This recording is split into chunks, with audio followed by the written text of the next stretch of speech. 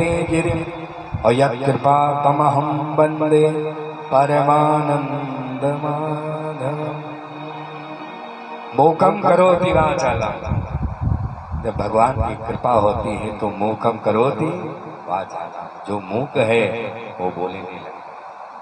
पंगुलम लंघयते गिरिम, वो पर्वत को लांघ जाता है। लेकिन गोस्वामी जी नहीं सहमत। गोस्वामी जी कहते हैं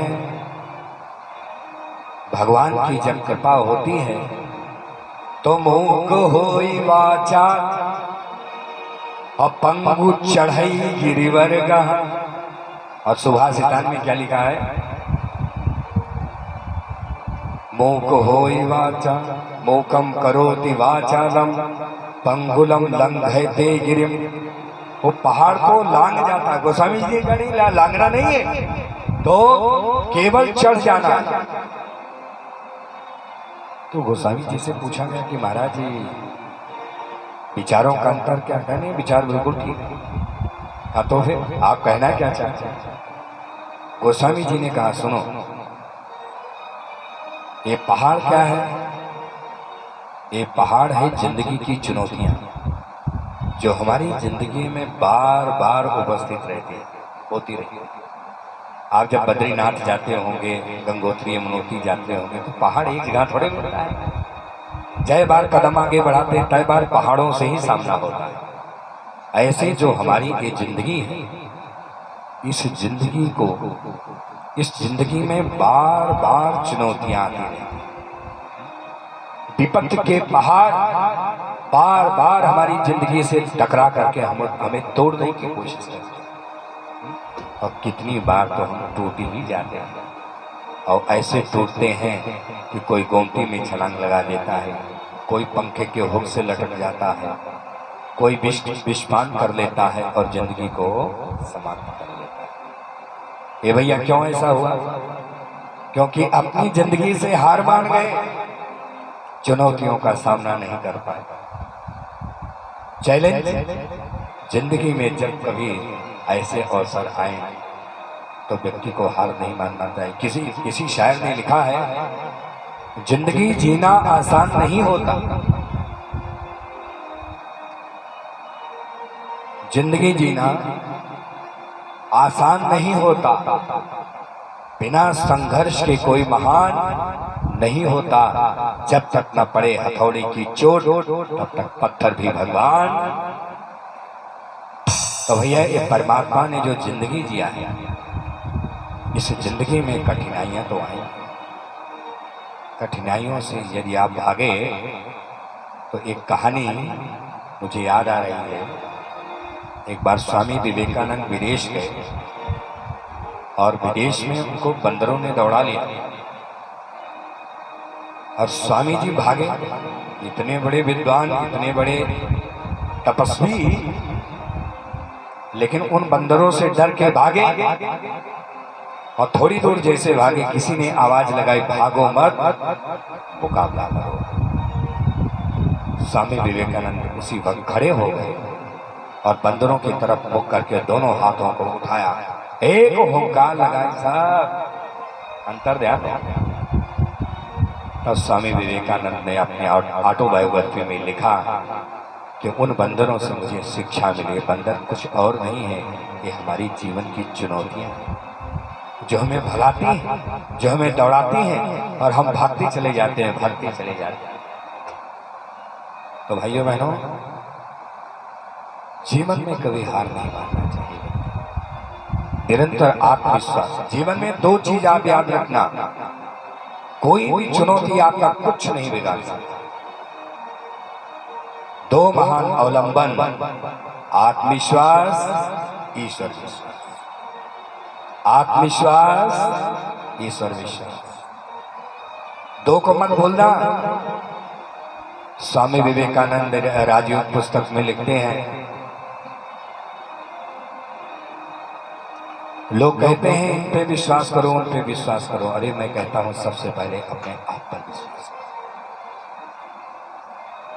यदि तुम्हारे अंदर बहुत ज्यादा निराशा भरी हुई है, इसका मतलब तुम्हें अपने पर विश्वास अरे परमात्मा ने तुम्हें सारी क्षमताओं से लैस करके धरती पर भेजा। किसी के सामने हाथ फैलाने की जरूरत नहीं, किसी के सामने अनुनय विनय करने की जरूरत नहीं। तुम अपनी मंजिल खुद बना सकते हो, खुद तय कर सकते हो। अरे दुनिया को छोड़ो, तुम दूसरे के लिए मार्ग बना सकते हो, अपनी बात छोड़ दो। किसी ने लिखा, दीप से जलना न सीखो और दीप से उत्थान सीखो, और सूर्य से ढलना न सीखो और सूर्य से उत्थान सीखो।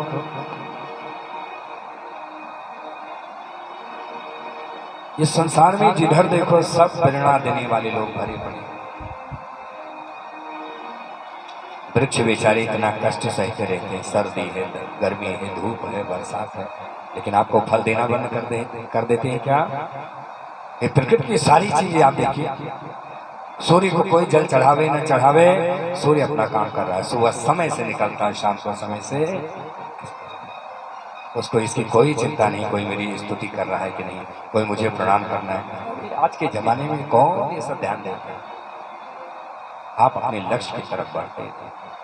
किसी शायर ने लिखा है, चलते कदमों में रवानी डालो, चलते कदमों में रवानी डालो, रुकने वालों में जवानी डालो, रुकने वालों में जवानी डालो। अरे आग नफरत की बुझाने के लिए दोस्तों थोड़ा प्यार का पानी डालो। अरे भैया चलते रहिए, कारवां बनता रहे, जो गिर रहे हैं उनको उठाते रहिए, चलाते रहिए, चलते रहिए, चलाते रहिए। जिंदगी को आनंद के साथ और आत्मविश्वास की मैंने बात की। आत्मविश्वास को कभी मत खोना जीवन। ये संसार में सब कुछ तुम खो दो तो सारी चीजें तुम्हें वक्त के साथ मिल जाएंगी। यदि तुम आत्मविश्वास खो दिए तो अब तुम्हें कोई नहीं बचा सकता। इसलिए आत्मविश्वास को कभी मत खोना। दूसरा, ईश्वर विश्वास। एक बार भगवान से किसी ने पूछा कि प्रभु आप बताइए, आप किसकी सहायता करते हैं? जो आपकी पूजा करता है, जो आपका माला घुमाता है, जो परिक्रमा लगाता है, जो गंगा में डुबकी लगाता है, आप किसकी सहायता करते हैं, किसकी मदद करते हैं? तब भगवान ने कहा, मैं उसकी सहायता करता हूँ जो मुझ पर भरोसा करता है, जो मुझ पर यकीन करता है, जो मुझ पर विश्वास करता है। एक बार प्रसंग आता है अरण्य कांड में। देवर्षि नारद ने भगवान से प्रश्न किया था कि प्रभु आपने मुझे बंदर का मुखड़ा क्यों दिया था? जब विश्व मुनि का स्वयंवर हुआ था तो आपने मुझे बंदर का मुखड़ा दिया था, क्यों? मैंने तो आपसे आपका सुंदर स्वरूप मांगा था कि मेरा विवाह हो जाता, और आपने अपना सुंदर स्वरूप देने के बजाय मुझे बंदर का मुखड़ा दे दिया। ऐसा क्यों किया था? भगवान ने बड़ा सुंदर जवाब दिया। भगवान ने कहा, सोनो मुनि तो ही कहूँ सहरोसा, सोनो मुनि तो ही कहूँ सहरोसा, भजहि जे मोहि तज सकल भरोसा, भजहि जे मोहि तज सकल भरोसा, करहु सदा कै रखवारी, करहु सदा कै रखवारी, जीव बालक मेरा है महतारी, जीव बालक मेरा है महतारी, जीव बालक मेरा है महतारी। हे देवर्षि नारद, मुझे तुम जैसे भक्त बहुत ही परम प्रिय हैं, जो मुझ पर भरोसा करते हैं। सुन मुनि तोय कहूँ सहरोसा, और भजे जे मोहि तज सकल भरोसा। जिनको संसार का आसरा छूट गया है उनका अकेला मैं ही एक आसरा हूँ। ऐसे भक्तों का, तुम जैसे भक्तों का मैं कैसे रक्षा करता हूँ। करहूँ सदा दिन कै रखवारी, कैसे जीवी बालक राघय मन। जैसे माँ अपने बालक की रक्षा करती, बालक खेलते खेलते आग के कुंड में गिर जाए और माँ, अगर माँ की दृष्टि पड़ गई तो क्या माँ अपने काम में लगी रहेगी? नहीं, काम को छोड़ करके अपने बालक को बचाने के लिए वो जरूरत पड़ जाएगा तो उस कुंड में भी छलांग लगा देती है। अपने जान की भी परवाह नहीं करती है अपने बालक को बचाने के लिए। भगवान कहते हैं बिल्कुल उस माँ की तरीके से मैं हर प्रकार की मुसीबत, हर प्रकार का कष्ट मैं उठाकर भी अपने भक्तों की रक्षा करूं। और देखिए देवर्षि नारद की रक्षा किया भगवान ने, बंदर का मुखड़ा दे करके उनकी जिंदगी बचा लिया, नहीं तो आज भी उनकी शादी हो जाती और इतिहास के पन्ने से सदा सदा के लिए नारद जी का नाम समाप्त। तो भाइयों बहनों, अर्जुन ने क्या किया? अर्जुन ने एक ही काम किया, अपनी जिंदगी की बागडोर किसको थमा दिया? गोविंद के। भगवान देखना चाहता है कि क्या इसे वास्तव में मेरे सहायता की जरूरत है कि नहीं। और सहायता कब मिलेगी? जब तक इस संसार में एक भी व्यक्ति के प्रति आपको उम्मीद का दामन बंधा हुआ है तब तक सहायता नहीं मिलेगी परमात्मा। क्योंकि परमात्मा जानता है कि इसको हमसे नहीं, इंसान पर भरोसा है। जब इंसान के सारे भरोसे टूट जाते हैं तब परमात्मा सहायता करता है। इसलिए मोकम करो दिवाचल। अब देखिए गोस्वामी जी का मत क्या है। गोस्वामी जी कहते हैं कोई विपत्ति के पहाड़ को यदि पार कर जाएगा तो पहाड़ फिर से आ जाएगा, फिर उसे पार करना पड़ेगा, पहाड़ फिर आ जाएगा। ये जब तक जीवन है ना, ये पहाड़, विपत्ति का पहाड़ आता रहता है, चुनौतियों का पहाड़ आता रहता है। और कभी कभी तो कुछ लोग पार करते रहते हैं, गिरते उड़ते गिरते उड़ते गिरते उड़ते, और कुछ तो कभी कभी खाई में ऐसे गिर जाते हैं कि उनका नामो निशानी मिट जाता है, वो पहुंच ही नहीं पाते अंतिम लक्ष्य तक। इसलिए गोस्वामी जी का मत है कि पहाड़ को पार नहीं करना है, पहाड़ पे कदम रख देना है। विपत्ति आपके पैर के नीचे होनी चाहिए। जब भगवान की कृपा होती है तो विपत्ति सर से हट के पैर के नीचे चली जाती है। मुंह को होई वाचाल और पंगु चढ़ई गिरवर गहन, और जासु कृपा सु दयाल द्रवौ सकल कलिमल दहन। तो ऐसा है वो परमात्मा। तो मोह को होई वाचाल। एक संत थे, उन्होंने कहा क्या भगवान किसी को वाचाल बनाता है? मोकम करोति वाचालम नहीं, भगवान किसी को वाचाल नहीं बनाता। तो भगवान हमारी वाणी को अलंकृत कर देता है।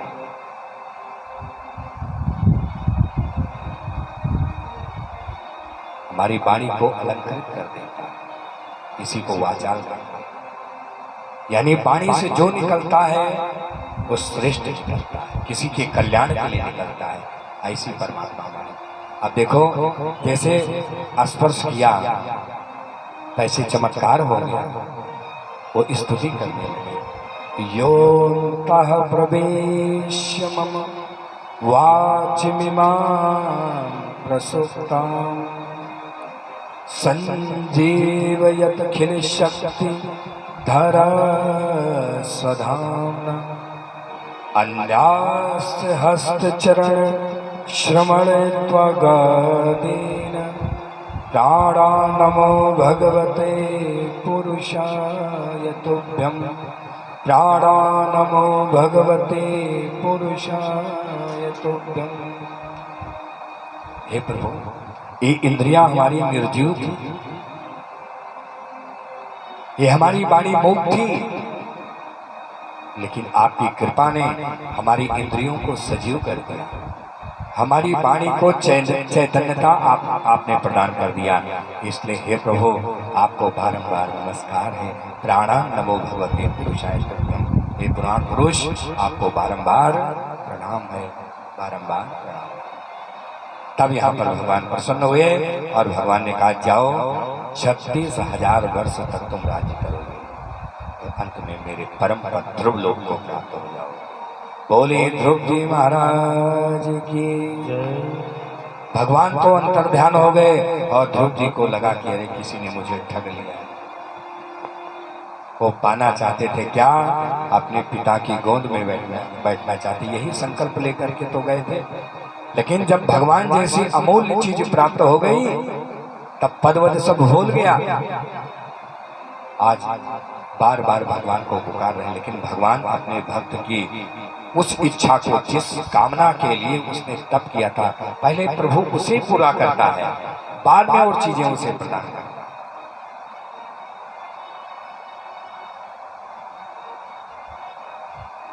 और ध्रुव जी महाराज जब घर आए एक चमत्कार हो गया कि फूटी आंख ना सुहाने वाली सौतेली माँ आज आरती की थाली लेकर सबसे आगे खड़ी। ये है प्रभु की कृपा। प्रभु की कृपा भयो सबका जो जन्म हमारे सुफल। आगे पूजा की थाल लेकर के आरती कर रही और माँ ने सीने से लगाया। सुनीति माँ ने पिता की गोद में जाकर के बैठे। ध्रुव महाराज बड़े हुए, उनके विवाह, 2 विवाह हुआ, ब्रह्मी और इलासी, 2 पुत्र पैदा हुए, उत्कल और वत्सल। इनकी जो सौतेली माँ थी उसके भी एक पुत्र पैदा हुआ जिसका नाम था उत्तम। एक बार यक्षों ने उत्तम को मार डाला और माँ खोजने गई, सौतेली माँ, और यज्ञ की दावाग्नि में जाकर के जल मरी। जब ध्रुव जी महाराज को पता चला तो ध्रुव जी महाराज ने बहुत बड़ी सेना सजाई और यक्षों के ऊपर आक्रमण। बहुत भयंकर युद्ध हुआ और मनु महाराज प्रकट हुए और बीच में युद्ध रोक दिया। कहा अलम वत्सा तिरोषेण तमो द्वारेण पापमना। ये तमोगुणियों का मार्ग कब से पकड़ लिया ध्रुव? तुम्हारा जन्म मेरे वंश में हुआ है और तुम पाप के मार्ग पर चल रहे हो। यक्षों ने तुम्हारे एक भाई को मारा, तुमने इतने यक्षों का वध कर दिया। ना ना ना, ये मनु वंश में जन्म लेने वाले व्यक्ति का आचरण ऐसा नहीं हो सकता। चरणों में गिर कर ध्रुव जी महाराज ने क्षमा मांगी। मनु महाराज तो अंतर्ध्यान हो गए, युद्ध बंद हो गया। तब कुबेर जी प्रकट हो गए। कहा आपने पूर्वज का सम्मान किया। मनु महाराज यानी पूर्वज का आपने सम्मान किया है, इसलिए तुम सम्मान पाने की योग्य हो बालक ध्रुव। इसलिए महाराज आपको परमात्मा ने जो भगवत भक्ति का आशीर्वाद दिया, मेरा भी आशीर्वाद है, वो भगवत भक्ति सदा आपके हृदय में विद्यमान है। और समय के साथ भाइयों बहनों, ध्रुव जी महाराज ने 36,000 वर्ष तक राज्य किया और बाद में अपने पुत्रों को राजगद्दी देकर के जाकर के कठोर तप किया वन में और उनके जीवन का अंत समय आ गया। विमान आया उनको लेने के लिए ध्रुव लोक से। बोले ध्रुव जी महाराज की जय। देवदूतों ने कहा महाराज आप आइए और गद्दी पर विराज आइए, आप ही इस विमान पर चढ़ जाइए। ध्रुव महाराज जैसे चढ़ना चाहते थे, मृत देवी सामने आकर के खड़ी हुई और मृत देवी ने कहा इस संसार में आज तक कोई शरीर से ऊपर नहीं है। शरीर यहाँ रखना पड़ा, बाकी चीजें ऊपर ले जाना पड़ा। और महाराज आप शरीर के साथ जाना चाहते हैं उस धाम को? ऐसा संभव नहीं है, और यदि जाना चाहते हैं तो पहले मुझे गले लगाना पड़ेगा।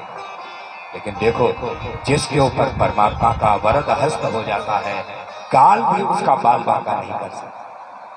मृत्यु देवी को आदेश दिया ध्रुव जी ने, एक काम करो देवी, तो मुझे सीने से लगाना चाहती हो, एक काम करो जरा सर तो झुकाओ। और मृत्यु देवी ने जैसे सर झुकाया, इस श्लोक में लिखा है मृतो मूर्धन पदम दत्वा आरूरोहा भूतम गृहम्। मृतो मूर्धनी यानी सिर पे पैर रख दिया, मृतो मूर्धनी पदम दत्वा आरूरोहाद भूतम गृहम्, और विमान में चढ़।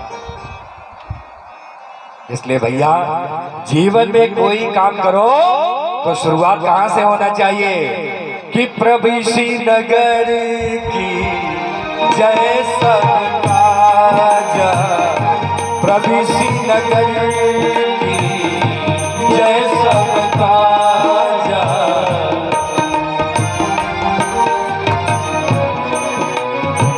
जय हो उस परमात्मा को हृदय में धारण करते हुए यदि जीवन में आप कोई कार्य करते हैं तो कभी जीवन में आप असफल नहीं। आप घर से निकलिए, एक सूत्र आपको बताएगा, परमात्मा को अपने हृदय प्रदेश में स्थान, उस कौशलपुरी में रहने वाले उस परमात्मा को हृदय में धारण करिए। आप घर से निकलते हैं, बाइक पर चढ़ते हैं, घर से निकलते हैं, कार में बैठते हैं, तो 5 बार अपने इष्ट का नाम ले लीजिए।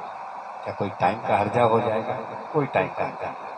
अपने इष्ट को याद कर लीजिए, फिर आप निकलिए। आपके रास्ते में यदि